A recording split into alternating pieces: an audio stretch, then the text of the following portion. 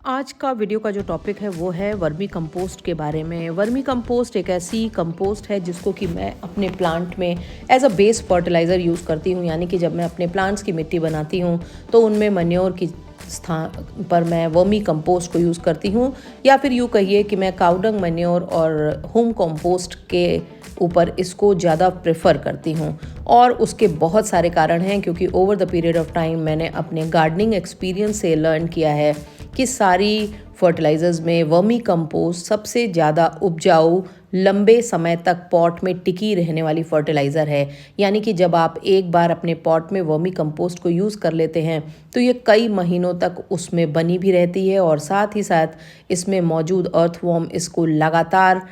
Upgrade करते रहते हैं। नमस्कार, आप देख रहे हैं गार्डनिंग एस्थेटिक्स। मैं हूं अनीता दिनेश, और मैंने आपसे कहा था कि मैं हर हफ्ते आपको ये जरूर बताऊंगी कि मैं अपने प्लांट्स को किस तरह से मेंटेन करती हूँ, या मैं क्या चीज़ें फॉलो करती हूँ, क्या चीज़ें फॉलो नहीं करती हूँ। बहुत सारे ऐसे सब्सक्राइबर फ्रेंड्स हैं जो अक्सर पूछते रहते हैं कि मैं अपने प्लांट में किस तरह के फर्टिलाइजर्स और कौन कौन से फर्टिलाइजर्स यूज़ करती हूँ। तो सबसे पहली बात मैं बताऊँ, सबसे बड़ी तादाद में जब मैं अपने प्लांट्स में जो भी फर्टिलाइज़र यूज़ करती हूँ वो वर्मी कंपोस्ट होता है। क्योंकि जब मैं प्लांट की मिट्टी तैयार करती हूँ तो उसमें भी कम से कम 30, 40 और कई बार 50% तक वर्मी कंपोस्ट यूज़ करती हूँ, और उसके कारण मैं आपको आगे बताऊंगी। और इसके साथ ही साथ टाइम टू टाइम साल में कम से कम 3 बार मैं अपने ऑलमोस्ट हर प्लांट में उसके साइज़ के हिसाब से, उसके पॉट के साइज़ के हिसाब से 1 से 1.5 मुट्ठी वर्मी कंपोस्ट यूज़ करती हूँ। जिसकी वजह ये है कि वर्मी कंपोस्ट में जो नाइट्रोजन का जो तादाद होती है वो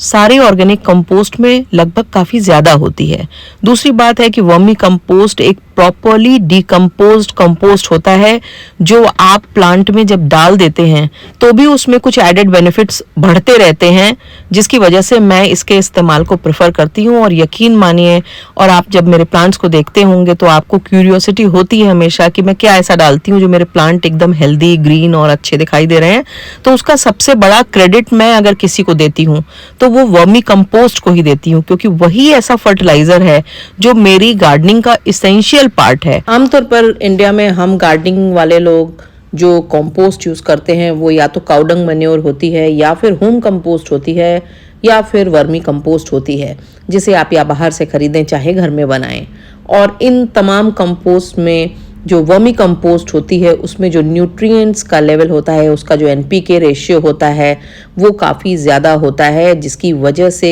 काउडंग मैन्योर के मुकाबले वो थोड़ी ज़्यादा इफ़ेक्टिव, फर्टाइल होती है। दूसरा, क्योंकि उसमें अर्थवॉर्म्स होते हैं, फिर वो लंबे समय तक मिट्टी को लगातार हाइड्रेट करते रहते हैं, रिजुविनेट करते रहते हैं, और मिट्टी की फर्टिलिटी को बढ़ाते भी रहते हैं। तो इसका मतलब ये होता है कि वो लंबे समय तक आपके पॉट्स में टिकी भी रहती है। और सबसे बड़ी बात यह है कि जब आप काउडंग मैन्योर को यूज़ करते हैं, और अगर वो पुराना एज्ड ओल्ड काउडंग मैन्योर नहीं है, तो उसमें सॉल्ट्स और अमोनिया की मात्रा बहुत ज़्यादा होती है, जिसकी वजह से वो आपके प्लांट की रूट्स को बर्न भी कर सकता है। और ज़्यादातर जगहों पर बड़ा मुश्किल होता है पुराना ओल्ड काउडंग मैन्योर प्रोक्योर कर पाना, ले पाना, क्योंकि आमतौर पर जब आप अपने आसपास कहीं से लेते हैं तो वो सही से पका हुआ नहीं होता है। वर्मी कंपोस्ट का ना सिर्फ एनपीके रेशियो हाई होता है, बल्कि उसमें माइक्रो न्यूट्रिएंट्स, माइक्रोब्स और प्लांट ग्रोथ हार्मोन्स और एंजाइम्स की जो मात्रा होती है वो काउडंग मैन्योर के मुकाबले ज़्यादा होती है। और दूसरी बात यह है कि वर्मी कंपोस्ट बहुत कम समय में तैयार होने वाली बढ़िया खाद होती है। अगर आप चाहेंगे तो मैं आपको आसानी से घर पे वर्मी कंपोस्ट बनाने के तरीके को भी डिटेल में बता सकती हूँ, पर आज मैं बात करूंगी कि मैं अपने प्लांट्स में वर्मी कंपोस्ट क्यों यूज़ करती हूँ। वर्मी कंपोस्ट से तैयार खाद ह्यूमस रिच होती है, और जैविक तत्वों में इसकी जो गुणवत्ता होती है वो काफ़ी ऊंची होती है, जिसकी वजह से ये तमाम प्लांट्स, खासकर ट्रॉपिकल प्लांट्स के केस में बहुत ही प्रभावी खाद होती है। और अगर आप इसको as a base fertiliser use करते हैं तो आपके ट्रॉपिकल प्लांट की ग्रोथ में ये काफ़ी ज़्यादा हेल्पफुल होती है। इंडिया में हम होम गार्डनिंग के लिए जो ऑर्गेनिक मैन्योर यूज़ करते हैं उनमें सबसे पॉपुलर है काउडंग मैन्योर। ज़्यादातर होम गार्डनर्स काउडंग मैन्योर को यूज़ करते हैं और अपने प्लांट में बेस मीडिया के तौर पर काउडंग मैन्योर को मिलाते हैं। उसके बहुत सारे कारण होते हैं। इजी अवेलेबिलिटी है, क्योंकि हमारे यहाँ काउडंग मैन्योर आसानी से मिल जाती है, और इसके साथ ही साथ चीप भी होती है, यानी कि कम कीमत में भी मिल जाती है। दूसरे नंबर पर हम जो ज़्यादातर कंपोस्ट यूज़ कर रहे हैं वो है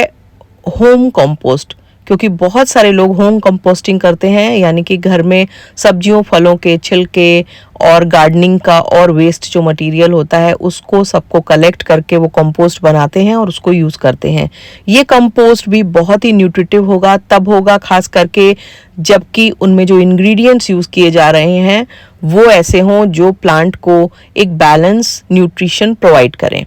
और इसके बाद आती है बारी वर्मी कंपोस्ट की। वर्मी कंपोस्ट हालांकि इन दोनों के मुकाबले थोड़ा सा महंगा पड़ता है, पर वर्मी कंपोस्ट भी काफ़ी लोग यूज़ करते हैं, और ख़ास करके वो लोग तो बहुत ज़्यादा यूज़ करते हैं जो आम तौर पर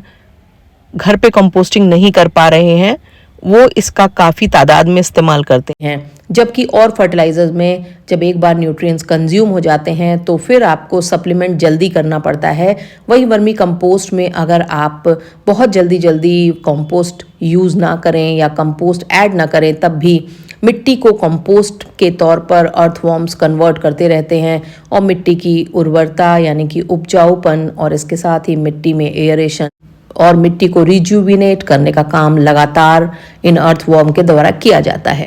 वर्मी कंपोस्टिंग खाद बनाने का एक ऐसा मेथड है जिसमें अर्थवॉर्म और तमाम तरह के माइक्रो न्यूट्रिएंट्स को यूज़ किया जाता है, और ये अर्थवॉर्म और माइक्रो न्यूट्रिएंट वेस्ट मटेरियल को ब्रेक डाउन करने का, उसको एक्यूमुलेट करने का, डिटॉक्सिफाई करने का और उसको तमाम तरह के डिफरेंट मटेरियल्स में कन्वर्ट करने का काम करते हैं। और लंबे समय में देखा जाए तो वर्मी कंपोस्ट एक लो कॉस्ट फर्टिलाइज़र होती है, क्योंकि ये पॉट में लंबे समय तक बनी रहती है, और जब आपके पॉट में अर्थवॉर्म्स पहुंच जाते हैं तो वो लगातार मिट्टी को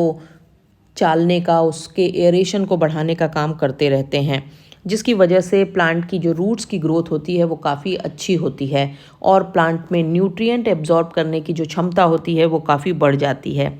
जो प्लांट के ओवरऑल ग्रोथ पे काफ़ी असर डालती है। वर्मी कंपोस्ट ना सिर्फ सॉइल की फर्टिलिटी फिजिकली, केमिकली और बायोलॉजिकली इन्हेंस करती है, बल्कि ये सॉइल की पोरोसिटी को भी, यानी कि सॉइल को पोरस बनाती है, उसकी बल्क डेंसिटी को भी बढ़ाती है और उसमें जो वाटर रिटेंशन या वाटर होल्डिंग कैपेसिटी है उसको भी बढ़ाने का काम करती है। वर्मी कंपोस्ट से सॉयल की वाटर होल्डिंग कैपेसिटी बढ़ती है और ये इवेपोरेशन के लॉसेस को जो मिनिमाइज करती है, और इसके साथ ही साथ ये एटमॉस्फेयर के मॉइस्चर की एक अच्छी एब्जॉर्बेंट होती है, यानी कि वातावरण में मौजूद ह्यूमिडिटी मॉइस्चर को ये एब्जॉर्ब करती है, जो प्लांट की और ख़ास करके ट्रॉपिकल प्लांट की ग्रोथ के लिए एक बहुत ही बेहतरीन चीज़ होती है।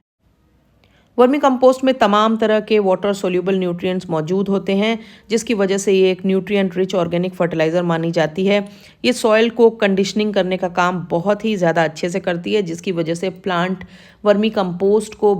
में मौजूद न्यूट्रिएंट्स को बेहतर तरीके से एब्जॉर्ब कर पाते हैं।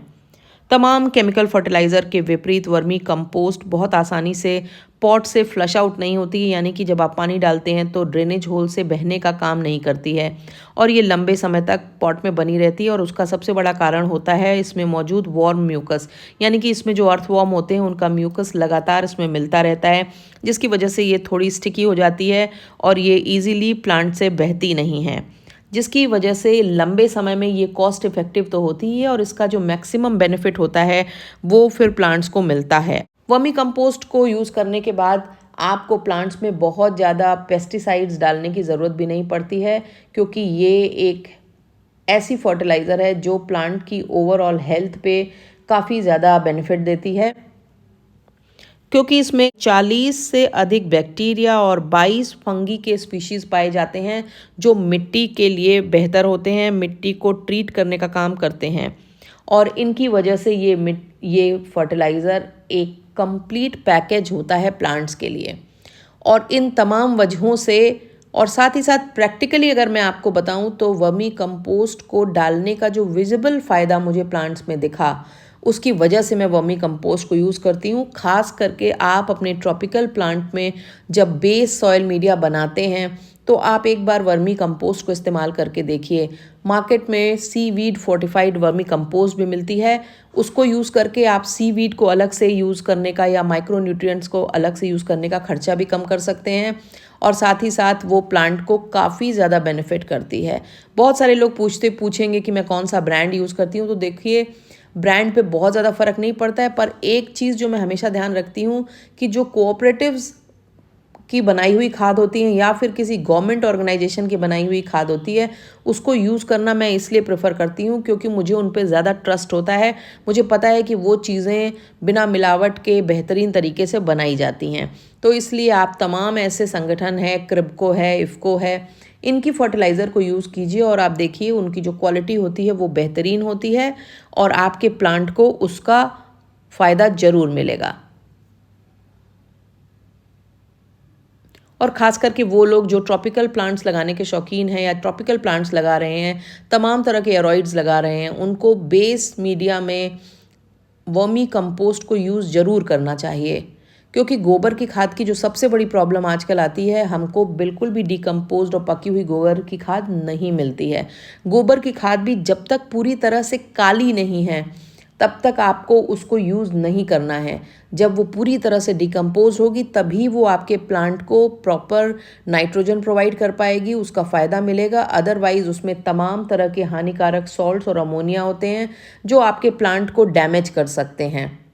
और अक्सर आपने कई बार देखा होगा कि अगर आपने कच्ची गोबर की खाद अपने प्लांट्स में डाल दी तो प्लांट की पत्तियां पीली हो जाती हैं और उनमें तरह तरह के फंगस और डिजीज़ेज़ आने का भी खतरा रहता है। अगर आप होम कंपोस्टिंग ऑलरेडी कर रहे हैं और वर्मी कंपोस्ट को भी घर पे तैयार करना चाहते हैं तो आप कमेंट बॉक्स में ज़रूर लिखिएगा। तो मैं जल्दी ही एक वीडियो पूरी इस प्रक्रिया पे बना दूंगी कि घर पे आप वर्मी कंपोस्ट को किस तरह से तैयार कर सकते हैं, जो किफ़ायती और सस्ता भी पड़ेगा और एक बेहतरीन कंपोस्ट आपको घर की तैयार मिल जाएगी। और ये वीडियो अगर आपको पसंद आया हो तो चैनल को सब्सक्राइब करना, वीडियो को लाइक करना, वीडियो पे कमेंट करना और वीडियो के लिंक को अपने प्लांट लवर फ्रेंड्स के संग शेयर करना बिल्कुल भी मत भूलिएगा। तो चलिए मिलते हैं अगले व्लॉग में। Thank you very much.